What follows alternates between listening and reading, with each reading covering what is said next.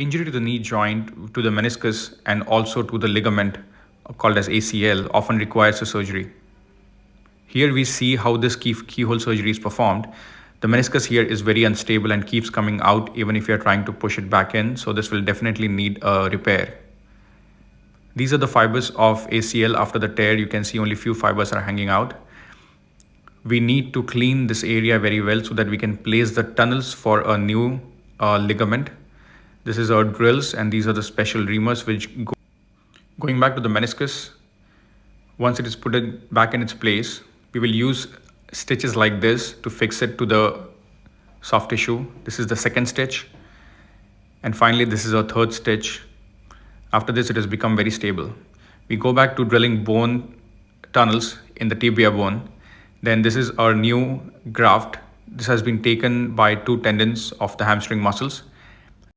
The new graft is past fixed, and this is how the ACL is reconstructed, looks solid, and the meniscus repaired, looks stable.